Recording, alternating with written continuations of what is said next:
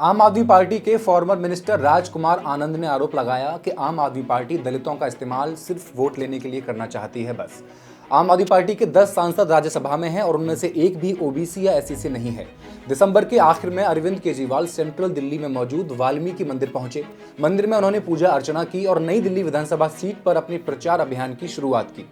क्या महज वाल्मीकि मंदिर जाने से आपको दलितों के वोट मिल जाएंगे? आम आदमी पार्टी तो वो पार्टी है जो खुल्लम खुल्ला दलित विरोधी है। पिछले 11 सालों में आम आदमी पार्टी के एक भी दलित को कॉलेज या कमीशन किसी का चेयरमैन नहीं बनाया है। क्या फर्क रह गया 5 किलो राशन देने में और बिजली का बिल कम करने में? दोनों तरीके से वही हो रहा है ना। दलितों के बच्चों की बौद्धिक हत्या हो रही है। रिप्रेजेंटेशन ना तो आप दे रही है और ना ही भाजपा। कितना आसान हो गया है अब पैसे बांटकर वोट लेना। तरह तरह की पेंशन योजनाएं शुरू करके सरकारें सीधे वोटर्स के खाते में पैसे भेज देती हैं।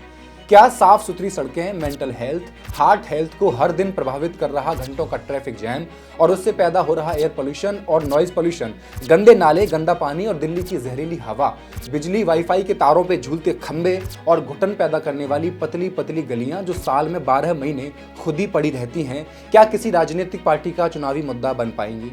किसी को शीश महल में रहने की लालसा है, कोई 10 लाख का सूट पहन रहा है। आप दिल्ली के हैं तो दिल्ली को जानते होंगे, लेकिन आप बाहर के हैं तो मैं आपको बता दूं कि दिल्ली वो नहीं जो फिल्मों में दिखाई जाती है। असली दिल्ली आप इन तस्वीरों में देख सकते हैं।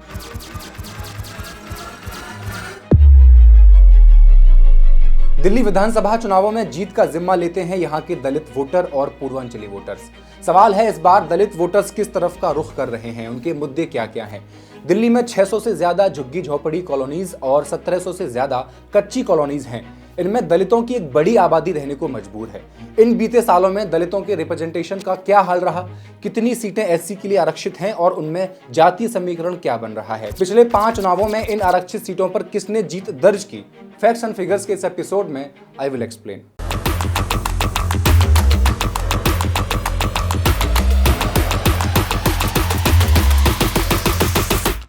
नमस्कार, मैं हेमंत और आप पॉलिटिक्स देख रहे हैं। सबसे पहले आप आम आदमी पार्टी की टॉप लीडरशिप पर एक नजर डालिए। अरविंद केजरीवाल, मनीष सिसोदिया, आतिशी सिंह, संजय सिंह, राघव चड्ढा, अखिलेश पति त्रिपाठी, सौरभ भारद्वाज, दुर्गेश पाठक, अवध ओझा और वो सब नाम भी जो राज्यसभा भेजे गए हैं, एक भी दलित या पिछड़ा नहीं है। क्या अरविंद केजरीवाल जो आपके हर ऑफिस में बाबा साहब की तस्वीरें लगवा चुके हैं, उन्हें दलितों के रिप्रेजेंटेशन का कोई ध्यान नहीं, या फिर ये सभी एक ही थाली के चट्टे बट्टे हैं? इंडियन एक्सप्रेस में एक खबर छपती है जिसमें कुछ सवाल जवाब किए जाते हैं राजकुमार आनंद से, जो आम आदमी पार्टी में मंत्री के तौर पर कार्य कर चुके हैं और अब इस्तीफा दे चुके हैं। सवाल था, आपने कहा कि आम आदमी पार्टी की सरकार में दलितों को असम्मानित किया गया है। जवाब में उन्होंने कहा, मुझे नहीं लगता मैंने कुछ भी गलत कहा। पार्टी ने जय भीम का स्लोगन रेज किया, बाबा साहब की तस्वीरें लगवाई, लेकिन ये सब एक दिखावा है। राज्यसभा में आपके 10 सांसद हैं और कई मिन्नतों के बाद भी टॉप लीडरशिप ने एक भी रिजर्व्ड कैटेगरी से किसी ओबीसी या एससी को नॉमिनेट नहीं किया। पिछले 11 सालों में एक भी कमीशन, एक भी कॉलेज का चेयरमैन दलित कम्युनिटी से नहीं बनाया गया। केजरीवाल भी बाकियों की तरह एक अवसरवादी नेता हैं। सांप्रदायिकता और अंधविश्वास फैलाने की होड़ में भाजपा को टक्कर देने की उनकी कोशिश की तारीफ तो करनी पड़ेगी। केजरीवाल नई दिल्ली सीट पर चौथी बार चुनावी चुनौती का सामना कर रहे हैं। वाल्मीकि मंदिर इसी नई दिल्ली विधानसभा सीट के अंतर्गत आता है। हर बार नामांकन से पहले केजरीवाल इस मंदिर में जाते हैं। इसी वाल्मीकि बस्ती में अरविंद केजरीवाल ने पार्टी के दूसरे नेताओं के साथ साल 2013 में झाड़ू लगाकर अपने चुनाव चिन्ह को लॉन्च किया था। प्रतीकों की राजनीति में केजरीवाल के इस चुनाव चिन्ह को बीते 2 चुनावों में दलित मतदाताओं का साथ मिला है। इसमें वो तबका भी है जो साफ सफाई के काम से जुड़ा है। इस वर्ग के लिए झाड़ू की अपनी एक अहमियत है। 2013 के चुनाव में दलित वोटर्स ने नई बनी आम आदमी पार्टी का साथ दिया। इस चुनाव में 12 आरक्षित सीटों में से 9 सीटें आपने जीती थी। पिछले 2 चुनावों में आपने सभी 12 की 12 सीटें क्लीन स्वीप करके जीत ली थी। 1993 से लेकर 2020 तक 7 विधानसभा चुनावों में दलितों के लिए रिजर्व सीटों पर जिसने बढ़त हासिल की, सरकार उसी की बनी। इस वाल्मीकि मंदिर से करीब 10 किलोमीटर दूर करोल बाग में अंबेडकर बस्ती है। बस्ती की गलियों के अंदर जाने पर गंदगी दिखाई देने लगती है। यहाँ के लोगों का कहना है, आए दिन हमें खुद नाली साफ करनी पड़ती है। इन नेताओं का क्या सुख है? हमारा तो बस इतना कहना है कि हमारी पक्की नाली बनवाओ, नहीं तो हम वोट डालने ही नहीं जाएंगे। बिजली, पानी, जल निकासी बस्ती के मूल मुद्दे हैं, लेकिन यहाँ अपनी झुग्गी जिसमें वो रहते हैं उसको लेकर भी लोग चिंतित दिखाई पड़ते हैं। लोगों का कहना है, हम चाहते हैं कि जहाँ झुग्गी है वहीं मकान मिल जाए। आज भी राजधानी दिल्ली में 600 से ज्यादा झुग्गी झोपड़ी कॉलोनीज और 1700 से ज्यादा कच्ची कॉलोनीज हैं। इनमें दलितों की एक बड़ी आबादी रहने को आज भी मजबूर है। इन झुग्गियों को लेकर अक्सर बीजेपी और आम आदमी पार्टी आमने सामने आ जाते हैं। आप बीजेपी पर झुग्गी बस्ती तोड़ने का आरोप लगाती है और बीजेपी जहां झुग्गी वहीं मकान के नारे से इस आरोप का काउंटर कर देती है। दिल्ली विधानसभा की आरक्षित सीट्स की बात करें तो साल 1993 के चुनाव में 70 में से 13 सीट एससी के लिए आरक्षित थी। तब भाजपा ने 13 में से 8 सीट जीतकर सरकार बनाई थी। अगले 1998 के चुनावों में इन सीटों पर कांग्रेस ने सभी 12 आरक्षित सीटें जीतकर दिल्ली में सरकार बना ली थी। अगले 15 सालों तक दिल्ली में शीला दीक्षित के नेतृत्व में सरकार चलती रही। इस दौरान कांग्रेस ने 2003 में 10 और 8 में 9 आरक्षित सीटें जीती थी। हालांकि 2008 में परिसीमन हो गया और रिजर्व सीटों की संख्या 13 से घटाकर 12 कर दी गई। ये 12 सीटें हैं बवाना, सुल्तानपुर, माजरा, करोलबाग, मंगोलपुरी, मादीपुर, पटेल नगर, आंबेडकर नगर, देवली, त्रिलोकपुरी, कौंडली, सीमापुरी और गोकलपुर। 2013 के चुनाव में आम आदमी पार्टी ने 9 आरक्षित सीटें जीती और कांग्रेस के साथ मिलकर सरकार बनाई थी। फिर 2015 और 20 में आपने सभी 12 की 12 रिजर्व सीट जीत ली थी। 12 आरक्षित सीटों के अलावा राजेंद्र नगर, शाहदरा, तुगलकाबाद, चांदनी चौक, आदर्श नगर और बिजवासन समेत 18 ऐसी सीटें हैं जहां दलित वोटर्स की अच्छी खासी आबादी है। 2011 की जनगणना के मुताबिक दिल्ली में लगभग 17% दलित आबादी है। इस आबादी में दलितों की कुल 36 जातियां हैं। इनमें जाटव, वाल्मीकि, धोबी, रैगर, खटीक, कोली और बैरवा प्रमुख हैं। आबादी के हिसाब से दिल्ली के एससी वर्ग में जाटव सबसे बड़ी जाति है और जाटव के बाद वाल्मीकि आते हैं। दलित दिल्ली की आबादी और राजनीति दोनों में अपना प्रभाव रखते हैं, लेकिन क्या उनका प्रतिनिधित्व भी इसी हिसाब से है?